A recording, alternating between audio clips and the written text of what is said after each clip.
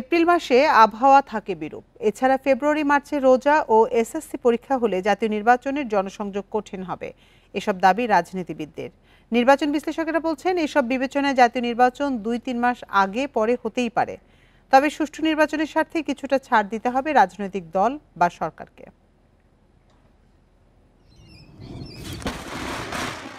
March থেকে বজ্রপাতের মৌসুম শুরু হলেও এপ্রিলে হয় শক্তিশালী। আবহাওয়া অধিদপ্তরের তথ্য অনুযায়ী এপ্রিলে গড়ে ৬.৫ লাখ বজ্রপাতে মৃত্যু হয় ১৬ জনের। বজ্রঝড় ও কালবৈশাখীর পাশাপাশি এপ্রিলে বৃষ্টিও বাড়ে। এ মাসে সিলেটে গড়ে ১৬ দিন আর ঢাকায় ১২ দিন বৃষ্টি হয়। এপ্রিলে আরও এক সংকট, তাপপ্রবাহ। ২০২৪ সালে এপ্রিল-মে মাসে টানা ৩৫ দিন তাপপ্রবাহের মধ্য দিয়ে গেছে দেশ। তখন তাপমাত্রা ৩৬ থেকে ৪৩ ডিগ্রি পর্যন্ত ওঠে। চরম ভাবাপন্ন তাপমাত্রা এই এপ্রিল মাসে থাকে বাংলাদেশে। একদিকে তাপমাত্রা বেশি, সূর্যের উজ্জ্বল কিরণকাল বেশি, ৮ থেকে ১০ ঘন্টা, পাশাপাশি জলীয়বাষ্পের পরিমাণ গড়ে ৭৫%। সুতরাং আমরা তাপমাত্রা যাই রেকর্ড করি না কেন, ফিলিং টেম্পারেচার বা অনুভূত তাপমাত্রা তার চেয়ে ২ থেকে ৬ ডিগ্রি সেলসিয়াস বেশি হতে পারে। এপ্রিলের বৈরী আবহাওয়ায় জাতীয় নির্বাচন অনুষ্ঠানের রেকর্ড নেই।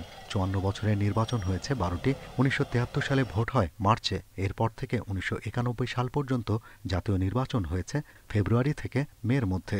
১৯৯৬ সালে অনুষ্ঠিত হয় জুনে। এরপর ২০২৪ সাল পর্যন্ত মোট ৫টি সংসদ নির্বাচন হয়েছে অক্টোবর, ডিসেম্বর ও জানুয়ারিতে। ডক্টর মোহাম্মদ ইউনুস ঘোষণা দিয়েছেন ত্রয়োদশ সংসদ নির্বাচন হতে পারে আগামী বছরের এপ্রিলে। এই সময়ে থাকবে বৈরী আবহাওয়ার চ্যালেঞ্জ। এসএসসি পরীক্ষা ও রমজান মাসের চাপও থাকবে, তাই বিরোধিতা করছে কয়েকটি রাজনৈতিক দল। রাজনৈতিক দলগুলো একমত হতে হবে, হ্যাঁ আমরা নির্বাচন দেশের জন্য, দেশের গণতন্ত্রায়নের জন্য আমরা এই কোনো দলকে একটু ছাড় দিতে হবে। অবশ্যই দলগুলোকে ছাড় দিয়ে একটা জায়গায় আসতে হবে। যদি আমরা সবাই সবার পয়েন্টে এক থেকে যাই তাহলে তো কোনো সমস্যার সমাধান বের হয়ে আসবে না। জুন মাসে তো আসলে প্রচণ্ড গরম, এর মধ্যেও কিন্তু নির্বাচন করারই আছে। এপ্রিল মাসে তো মার্চের ওয়েদার তো ভালো থাকে। তিনি আরও জানান, জানুয়ারি থেকে এপ্রিলের মধ্যে নির্বাচন হলে বেশ কিছু নতুন ভোটার ভোট দেওয়ার সুযোগ পাবেন, যার সংখ্যা প্রায় ৪০ lakh. Shahriar Anirban, independent news, Dhaka. April মাস জাতীয় নির্বাচনের জন্য উপযুক্ত নয় বলে মন্তব্য করে বিএনপি নেতারা অভিযোগ বলছেন অন্তর্বর্তী সরকার দু একটি দলের কথায় নির্বাচন এপ্রিলে করতে চাইছেন। সোমবার রাজধানী নয়াপল্টনে বিএনপির সিনিয়র যুগ্ম মহাসচিব রুহুল কবির রিজভী বলেছেন, অন্তর্বর্তী সরকারের উপর দুই একটি রাজনৈতিক দল প্রভাব বিস্তার করছে। যে কোনো একটা ইস্যুতে ধর্মকে টেনে নিয়ে আসা হয়, শহীদকে টেনে নিয়ে আসা হয়, রক্তকে টেনে নিয়ে আসা হয়। এটার উদ্দেশ্য হচ্ছে একটা পরিকল্পিত এজেন্ডার মধ্যে দিয়ে সেই রাজনৈতিক দল দুই একটি, আপনার ১২ দলীয় জোট এবং অন্যান্য ইন্ডিভিজুয়াল যে রাজনৈতিক দল, প্রত্যেকেই ডিসেম্বরের নির্বাচন কথা বলেছেন। এদিকে চুয়াডাঙ্গায় বিএনপির ভাইস চেয়ারম্যান শামসুজ্জামান দুদু বলেছেন, ফেব্রুয়ারির মধ্যভাগ থেকে দেশে আর নির্বাচনী পরিবেশ থাকবে না। জানুয়ারি ফেব্রুয়ারির অর্ধেকের পর থেকে একেবারে এপ্রিল পার হয়ে গেলে আর পরিবেশ থাকবে না। এই ব্যাখ্যাটা মাথায় রেখে বিএনপি এবং প্রায় ৫০ অধিক রাজনৈতিক দল তারা ডিসেম্বরের মধ্যে এই সরকারকে নির্বাচনের সময় দিন ঘোষণা করার জন্য আহ্বান। দিনাজপুরে ঈদ শুভেচ্ছা বিনিময় শেষে বিএনপির স্থায়ী কমিটির সদস্য ডাক্তার AZM জাহিদ হোসেন জানান, দেশের সম্পত্তি সার্বভৌমত্ব অন্য কারো হাতে তুলে দেওয়ার ক্ষমতা এই সরকারের নেই। চট্টগ্রামের পোর্ট ব্যবহারের জন্য বিদেশি কি দিবেন, তার জন্য ওপেন কোনো টেন্ডার করেছেন, তাদের মধ্যে কারা বেশি আছে? ৩৯ জনের মধ্যে পার্শ্ববর্তী একটি দেশের সবচেয়ে বেশি সংখ্যক লোক আছে, তাদের আপনারা কিভাবে প্রি কোয়ালিফাই করেছেন? অর্থাৎ এখানে অনেক প্রশ্ন আসে। কক্সবাজারের পেকু উপজেলা বিএনপির কার্যালয় উদ্বোধন করে দলটির স্থায়ী কমিটির সদস্য সালাহউদ্দিন আহমেদ জানান, দেশে যত দ্রুত সম্ভব সুষ্ঠু ও নিরপেক্ষ নির্বাচনের মাধ্যমে রাজনৈতিক সরকার প্রতিষ্ঠা চায় বিএনপি। গণতন্ত্রের জন্য বাংলাদেশে একটি সুষ্ঠু নিরপেক্ষ নির্বাচনের মধ্য দিয়ে যত শীঘ্র সম্ভব একটি রাজনৈতিক সরকার প্রতিষ্ঠার জন্য আমরা এখনো কথা বলে যাচ্ছি। দেশে আর কখনো যাতে ফ্যাসিবাদ কায়েম করতে না পারে সেজন্য গণতান্ত্রিক চর্চা এগিয়ে নেওয়ার তাগিদ দেন দলটির নেতারা। মেহেদী হাসান, ইন্ডিপেন্ডেন্ট নিউজ, ঢাকা। 4 দিনের রাষ্ট্রীয় সফরে লন্ডনের উদ্দেশ্যে ঢাকা ছেড়েছেন প্রধান উপদেষ্টা অধ্যাপক ডক্টর মোহাম্মদ ইউনূস। সোমবার সন্ধ্যা 7:30টার দিকে প্রধান উপদেষ্টা এবং তার সফর সঙ্গীরা শাহজালাল আন্তর্জাতিক বিমানবন্দর থেকে রওনা হন। প্রধান উপদেষ্টার দায়িত্ব নেওয়ার পর এটি অধ্যাপক ইউনূসের প্রথম ইউরোপ সফর। বুধবার লন্ডনে ব্রিটিশ প্রধানমন্ত্রী কিয়ার স্টারমারের সঙ্গে দ্বিপাক্ষিক বৈঠক করবেন তিনি। পরদিন রাজা তৃতীয় চার্লসের সঙ্গে দেখা করবেন অধ্যাপক ইউনূস। 12 জুন সেন্ট জেমস প্রাসাদে রাজার হাত থেকে কিং চার্লস হারমোনি অ্যাওয়ার্ড গ্রহণ করবেন অধ্যাপক মোহাম্মদ ইউনূস। এদিকে বিএনপির পক্ষ থেকে জানানো হয়েছে 13 জুন প্রধান উপদেষ্টার সঙ্গে দেখা করবেন লন্ডনে বসবাসরত দলের ভারপ্রাপ্ত চেয়ারম্যান তারেক রহমান। যুক্তরাজ্য সফরে বাংলাদেশ থেকে পাচার হওয়া অর্থ ফেরত আনার বিষয়টিকে প্রধান উপদেষ্টা সর্বোচ্চ গুরুত্ব দেবেন বলে জানিয়েছে পররাষ্ট্র মন্ত্রণালয়।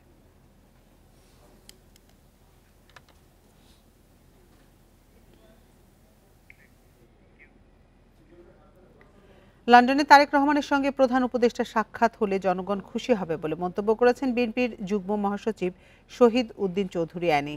গণতন্ত্র ও বাংলাদেশের রাজনীতির ক্ষেত্রে এই বৈঠক জরুরি বলেও মন্তব্য করেন তিনি।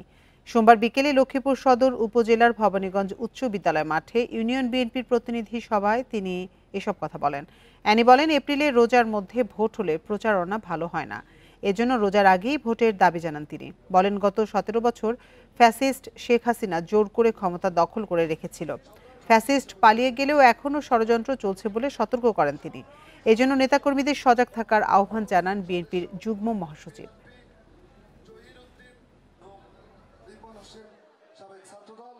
বর্তমান যে অন্তর্বর্তীকালীন সরকার, তিনি যুক্তরাজ্যে গিয়েছেন, পত্রপত্রিকা এসেছে, হয়তোবা আমাদের ভারপ্রাপ্ত চেয়ারম্যান জনাব তারেক রহমানের সঙ্গে তার সাক্ষাৎ হতে পারে। খুশির সংবাদ, আনন্দের জিনিস।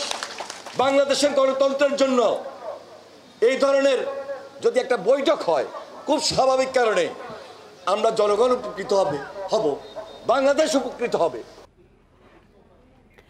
দেশে এক মাসে করোনা আক্রান্তের হার বেড়েছে প্রায় 4 গুণ। ভারতসহ নানা দেশে করোনার নতুন ধরনটি শনাক্ত হওয়ায় দেশে দ্রুত প্রস্তুতির পরামর্শ দিচ্ছেন বিশেষজ্ঞরা। বয়স্ক, গর্ভবতী ও ডায়াবেটিস আক্রান্তদের থাকতে হবে সতর্ক। আতঙ্কিত না হয়ে স্বাস্থ্যবিধি মেনে চলার তাগিদ তাদের। দেশে আবারও চোখ রাঙাচ্ছে করোনা। এপ্রিল মাসে এ ভাইরাসে আক্রান্তের সংখ্যা ছিল 23 জন। মে মাসে তা বেড়ে দাঁড়ায় 86-তে, অর্থাৎ এক মাসে আক্রান্তের হার প্রায় 4 গুণ। 5 জুন স্বাস্থ্য অধিদপ্তরের বিজ্ঞপ্তিতে করোনায় আক্রান্ত হয়ে একজনের মৃত্যুর খবর জানানো হয়। এরপর এ নিয়ে আবারও শুরু হয় আলোচনা। নমুনা পরীক্ষা কম হওয়ায় প্রকৃত চিত্র এখনও উঠে আসছে না, বলছেন বিশেষজ্ঞরা। এই ধরনটা এখন এরকম প্রাণঘাতী বা এরকম কিছু হয়নি। আমাদের সংখ্যাটা বেড়ে গেছে, অল্প সময় সংখ্যা বেড়ে গেছে। ভাইরাসের মারণ ক্ষমতা কমও থাকে, যদি সেটা খুব বেশি মানুষের মধ্যে ছড়ায় তাহলে কিন্তু সেটার ক্ষমতা বেড়ে যেতে পারে।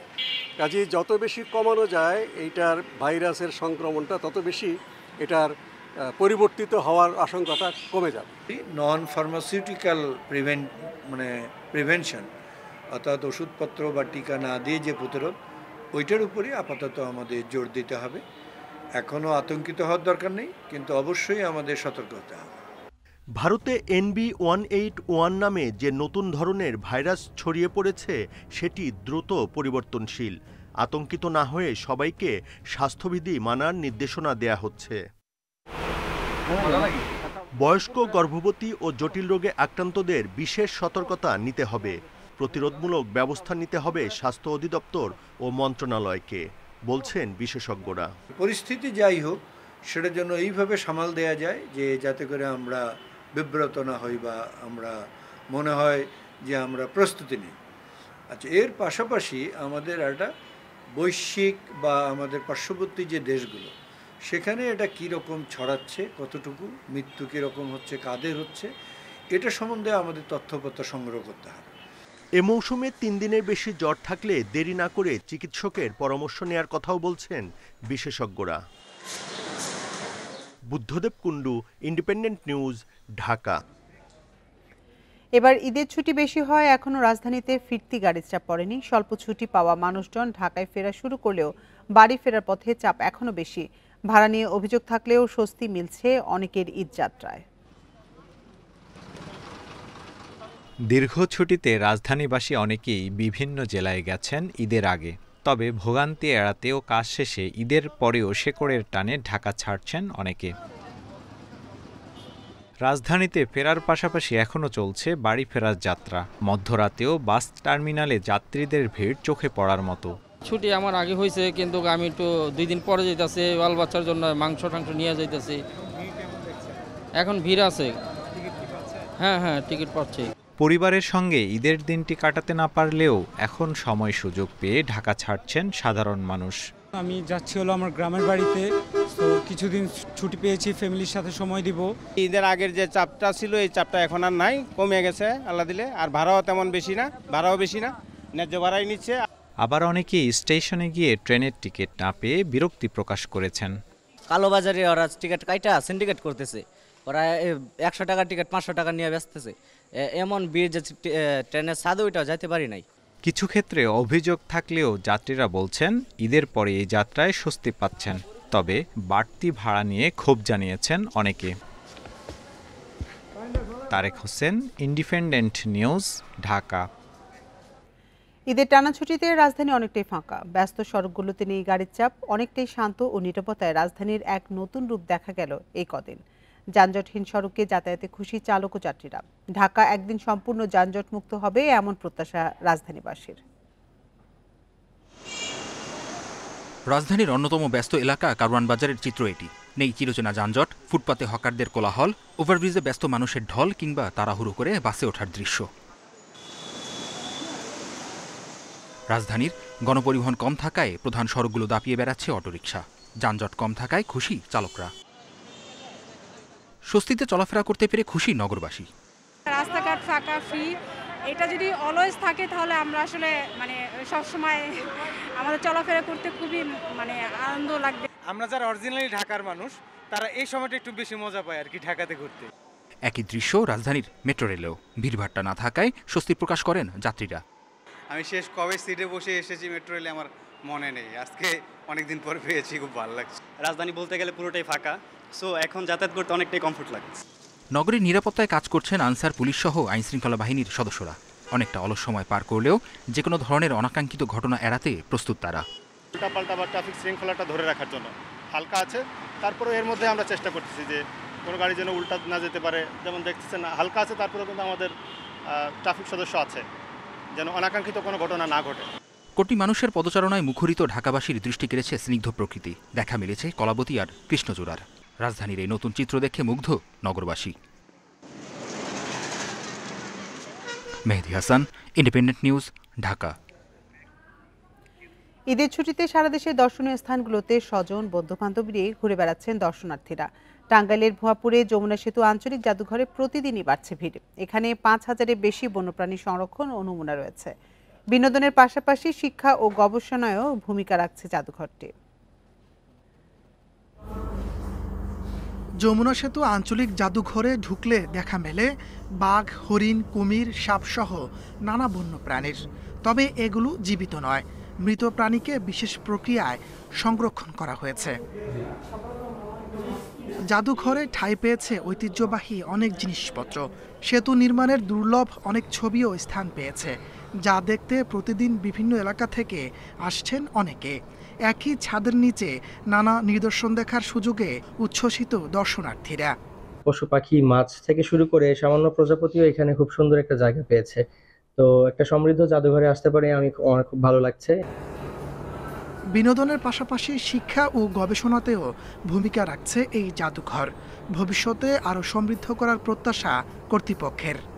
এই জাদুঘরের যে সকল নমুনা আমরা সংরক্ষণ করে রাখছি, এগুলো শিক্ষা, গবেষণা এবং বিনোদনের শ্রেষ্ঠ মাধ্যম। একজন গবেষক একটা প্রাণী নিয়ে যদি গবেষণা করতে চায় তবে সে এখানে এসে তা পাবে। 1995 সালে নির্মিত জাদুঘরটিতে 5000-এর বেশি প্রাণীর নমুনা সংরক্ষিত আছে। এর মধ্যে 135 প্রজাতির পাখি, মিঠা পানি ও সামুদ্রিক 275 প্রজাতির মাছ এবং 33 প্রজাতির স্তন্যপায়ী প্রাণী রয়েছে। Independent news. ঈদের টানা ছুটিতে ভিড় বেড়েছে বান্দরবানের পর্যটন স্পটগুলোতে। এ নিয়ে বিস্তারিত জানাতে আমাদের সাথে যোগ দিচ্ছেন সহকর্মী মংখিং মার্মা। মংখিং, ঈদের ছুটিতে বান্দরবনে দর্শনার্থীদের চাপ কেমন দেখছেন? হোটেল মোটেলগুলোর কি অবস্থা?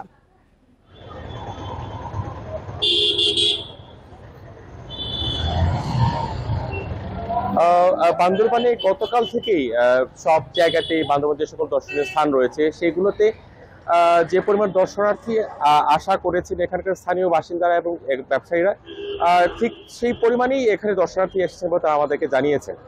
মূলত বান্দরবান থেকে যে রুমা থানচিতে যাওয়ার যে দর্শনার্থীদের যে খুলে দেওয়ার যে বিষয়টা, তারপর থেকে কিন্তু এখানে দর্শনার্থী ঢল হয়েছে। আমি এখন যেখানে দাঁড়িয়ে আছি এটি এখান থেকে বান্দরবানের বিভিন্ন জায়গায় নীলাচল, নীলগিরি, মেঘলা এবং যেখানে যেখানে পর্যটকরা যান এইখান থেকেই কিন্তু তারা মূলত যেতে থাকেন এবং তাদের সপরিবারে যারা আসেন তারাও এখান থেকে যেতে থাকেন, যারা দল বেঁধে যারা আসেন তারাও এখান থেকেই যাতায়াতগুলো করে থাকেন। আপনারা দেখতে পাচ্ছেন যে এখানে যারা দর্শনার্থী আছেন, যারা নীলাচল, নীলগিরিতে যাবেন, এখানে কিন্তু প্রচুর দর্শনার্থী সকাল থেকে কিন্তু প্রচুর দর্শনার্থী আসছেন এবং তারা কিন্তু ছুটে যাচ্ছেন তাদের গন্তব্যস্থলে।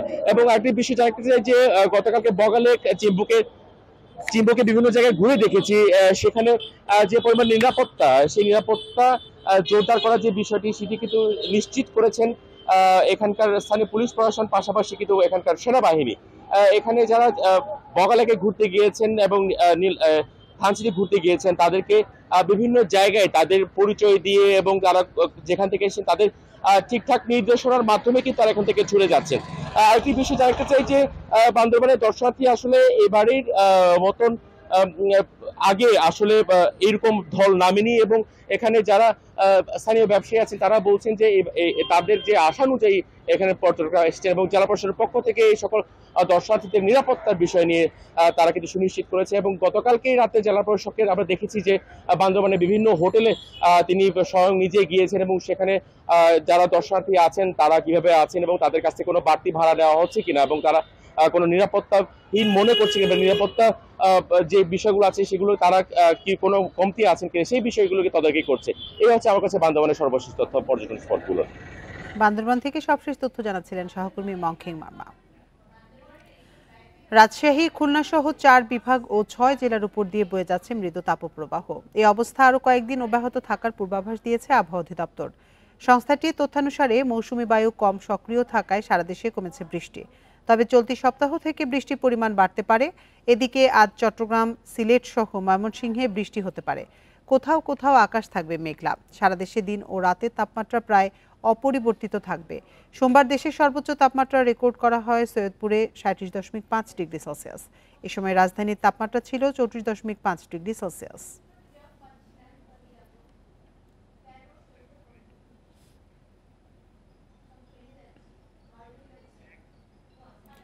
এশিয়ান কাপ বাছাইয়ে আজ বাংলাদেশ সিঙ্গাপুরের লড়াই। জাতীয় স্টেডিয়ামে ম্যাচ শুরু সন্ধ্যা 7টায়। সিঙ্গাপুরের শক্তি দুর্বলতা বুঝে সঠিক পরিকল্পনায় গুরুত্ব দিচ্ছে লাল সবুজ। প্রতিপক্ষকে ধসিয়ে দেওয়ার কথা বলেছেন অধিনায়ক জামাল ভুঁইয়া।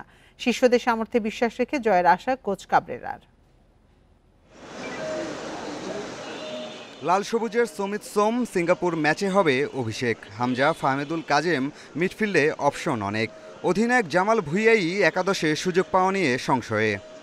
আমি একটা খেলোয়াড়, আমি খেলতে চাই, আমি সবসময় খেলতে চাই। Even if I get 10 minutes or if I get 60 minutes or whatever I get, আমি খেলতে চাই। So this is my job. Hamza সমিতদের নিয়ে সমর্থকেরা স্বপ্নবাজ। প্রীতি ম্যাচে ভুটানকে হারালেও ঘাটতি ঠিকই চোখে পড়েছে। সিঙ্গাপুরের বিপক্ষে সঠিক কম্বিনেশন, জমাট পরিকল্পনা চাই। হামজা সমিতদের মতো কোচ কাবরেরার উপরও প্রত্যাশার চাপ।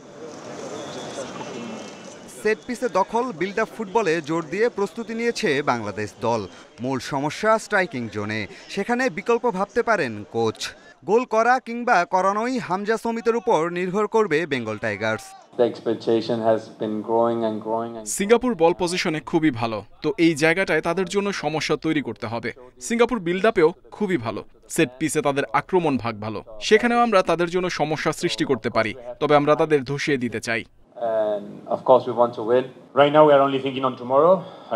প্রতিদ্বন্দ্বিতাপূর্ণ ম্যাচ হবে। সিঙ্গাপুরও 3 পয়েন্ট চাইবে, এটাই স্বাভাবিক, কারণ গ্রুপের শীর্ষ দল কোয়ালিফাই করবে। তাই এই ম্যাচ মহা গুরুত্বপূর্ণ।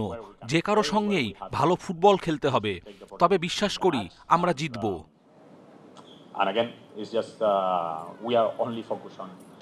ফিফা র্যাঙ্কিংয়ে বাংলাদেশের চেয়ে 22 ধাপ এগিয়ে সিঙ্গাপুর। মালদ্বীপকে 3-1 গোলে হারিয়ে এসেছে ঢাকায়। দলে আছে ফান্ডির মতো স্ট্রাইকার, আক্রমণ ভাগের শক্তি হামজা তপুদের বিপদে ফেলতে পারে। অতিথিরা পূর্ণ পয়েন্ট নিয়েই ফিরতে চায়। 6 জন প্রবাসী ফুটবলার নিয়ে বাংলাদেশ দল বদলে গেছে। এদের সমীহ করতেই হবে। অ্যাওয়ে ম্যাচে চাপ থাকবেই, ছেলেরা সর্বোচ্চ দিয়েই লড়বে, জিতেই ফিরতে চাই। 2015 সালে বাংলাদেশে এসে 2-1 গোলে জিতেছিল সিঙ্গাপুর। হামজা সমিতদের নিয়ে বাংলাদেশ এখন দক্ষিণ এশিয়ার অন্যতম সেরা দল। প্রত্যাশার চাপকে জয় করার পালা। পিয়াস সাহা, ইন্ডিপেন্ডেন্ট নিউজ, ঢাকা। আগামী শনিবার থেকে জাতীয় চক্ষু বিজ্ঞান ইনস্টিটিউটের কার্যক্রম পুরোপুরি চালু হবে বলে জানিয়েছেন স্বাস্থ্য মন্ত্রণালয়ের বিশেষ সহকারী অধ্যাপক সাইদুর রহমান। জরুরি বিভাগ চালুর কয়েকদিন পর আজ থেকে শুরু হয়েছে বহি বিভাগের কার্যক্রম। স্বাস্থ্য মন্ত্রণালয়ের বিশেষ সহকারী অধ্যাপক সাইদুর রহমানের সাথে যোগাযোগ করা হলে তিনি জানান, শনিবার থেকেই সব বিভাগের কার্যক্রম চালু করার লক্ষ্যে কাজ চলছে। এর আগে গত 28 মে জুলাই অভ্যুত্থানে আহতদের সাথে কর্মকর্তা কর্মচারী ও রোগীর স্বজনদের সাথে ত্রিমুখী সংঘর্ষে বন্ধ হয়ে যায় হাসপাতালটির সকল সেবা। 7 দিন পর জরুরি বিভাগের সেবা চালু হলেও অন্যান্য সেবা বন্ধ ছিল।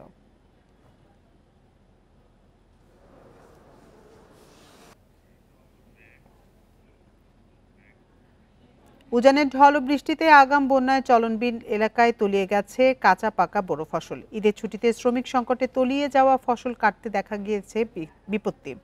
এমন অবস্থায় সরকারি সহায়তা চেয়েছেন ক্ষতিগ্রস্তরা। আর কৃষি বিভাগ বলছে, তালিকা করে ক্ষতিগ্রস্তদের সহায়তা দেয়া হবে। কোথাও হাঁটু পানি, আবার কোথাও কোমর পানিতে নেমে ধান কাটছেন কৃষকরা। এমন দৃশ্য সিরাজগঞ্জের তাড়াশ উপজেলার চলনবিল এলাকায়। কৃষকরা বলছেন, উজানের ঢল ও অতিবৃষ্টিতে তলিয়ে গেছে তাড়াশ, শাহজাদপুর ও উল্লাপাড়ায় চলনবিলের নিচু জমির কাঁচা পাকা বোরো ধান। সিরাজগঞ্জ তাড়াশ থানা এই বর্ষাতে এসে উপরকার ঢল বৃষ্টিতে ডুবে গেছে। অনেকজন কাটতে পারতেছে আর অনেকজন কাটতে পারছে। আমাদের চলনবিলের ক্ষেতগুলো 2 দিনের মধ্যে আমাদের এই ধানগুলোর ক্ষেত সব ডুবে গেছে। ঈদের ছুটিতে শ্রমিকও পাচ্ছেন না তারা, এজন্য ক্ষতিগ্রস্ত ফসল ঘরে তুলতে পারছেন না কৃষক।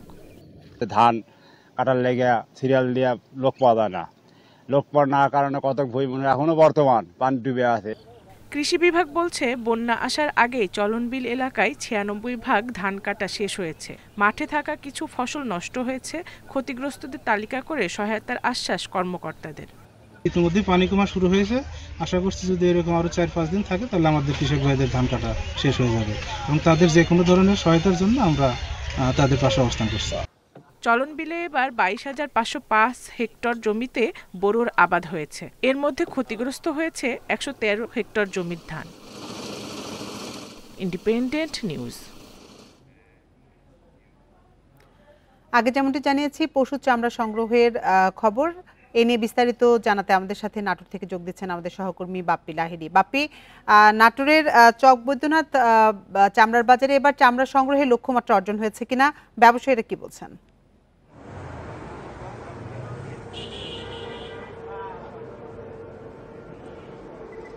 নাটোরের চক বৈদ্যনাথ যে চামড়া আড়তটা রয়েছে, চামড়ার আড়তটা কিন্তু দেশের দ্বিতীয় বৃহত্তম চামড়া আড়ত হিসেবে পরিচিত। আসলে এই চামড়ার আড়তে কিন্তু কুরবানির দিন যে চামড়াগুলো এখানে সংগ্রহ হয়, সেই চামড়াগুলো শুধুমাত্র কিন্তু আসলে জেলা শহরের চামড়া বা যে জেলা উপজেলাগুলোর যে চামড়াগুলো রয়েছে, সেই চামড়াগুলো কিন্তু এখানে আসলে তারা ক্রয় করে এখানকার আড়তদারেরা। এর বাইরে যে চামড়াগুলো, যে ট্যানারির যে 35% যে চামড়া ট্যানারিতে প্রেরণ করা হয়, সেই চামড়াগুলো আসলে দেশের বিভিন্ন জেলা থেকে এখানে আসার পর কিন্তু এই চামড়াগুলো ট্যানারিতে প্রেরণ করা হয়।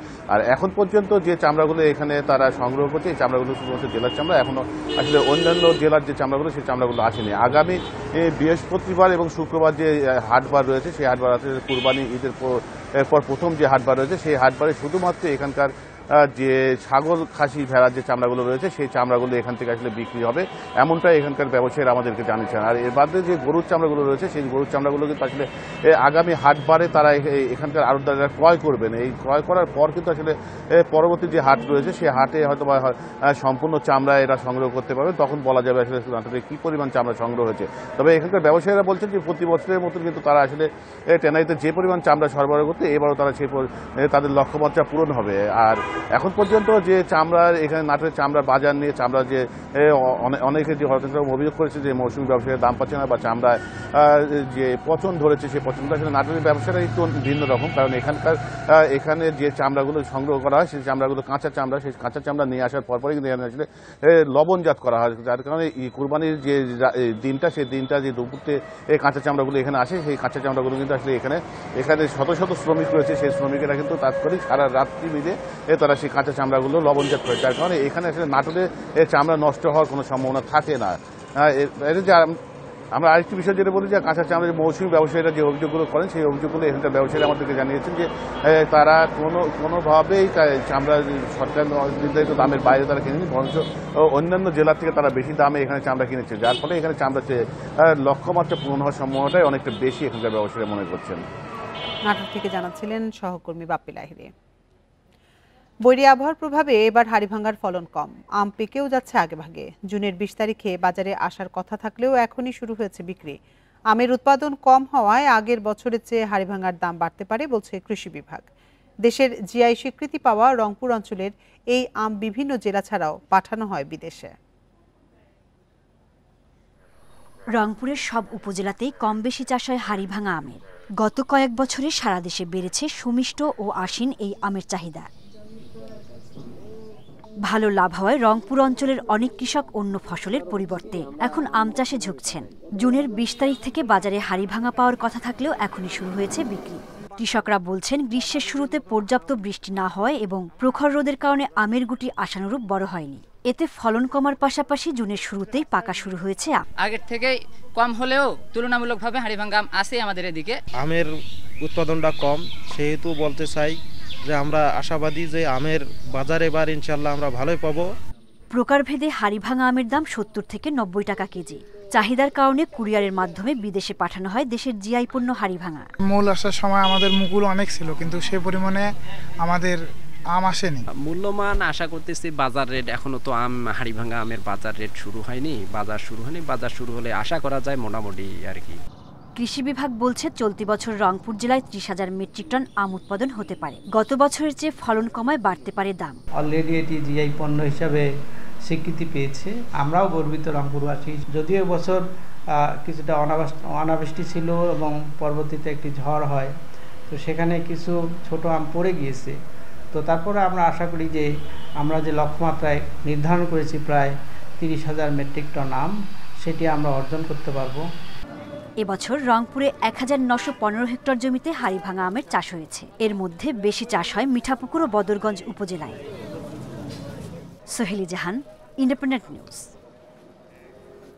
ভালো বেতনের আশ্বাসে ধার দেনার টাকায় দুবাই গিয়ে প্রতারণার শিকার ভোলার 3 উপজেলার শতাধিক যুবক। অনেকেরই ঠাঁই হয়েছে আমিরাতের কারাগারে, আবার পরিবারের সঙ্গে কারো যোগাযোগ নেই 2 থেকে 3 বছর। ভোলার দৌলত খানের দুবাই প্রবাসী এক প্রতারক চক্রের ফাঁদে পড়ে শ্রমিকদের এই ভোগান্তি, অভিযোগ ভুক্তভোগীর স্বজনদের। ভোলার দৌলত খান উপজেলার চরশুভি গ্রামের নাজিম, হেলাল ও নুরুদ্দিন অনেক বছর আগে থেকে সংযুক্ত আরব আমিরাতের দুবাই থাকেন। তাদের আয় রোজগারে পরিবারের সচ্ছলতা দেখবার মতো। এই চক্রের প্রলোভনে পড়ে একই গ্রামের কৃষক ইদ্রিস মিয়া ছেলে সজীবও দুবাই যান ধার দেনার 3.5 লাখ টাকা খরচ করে, কিন্তু 6 বছরেও তার ভাগ্যে জোটেনি কোনো ভালো কাজ। ফলে বাড়ি থেকে টাকা নিয়েই দুবাইতে চলতে হচ্ছে সজীবকে। একই গ্রামে মোসলেউদ্দিন, রুবেল, জাকির সহ আরও অনেকে এই চক্রের মাধ্যমে 5 লাখ টাকা খরচ করে দুবাই গিয়ে বুঝতে পারেন তারা প্রতারণার শিকার। ফোলারে ফাটাইছি কামাই করার জন্য, কামাই তো না হই আরো আমার ফোলারে অত্যাচার। সেখানে যাওয়ার পরে আমরা 17 মাস আমি ডিউটি করছি।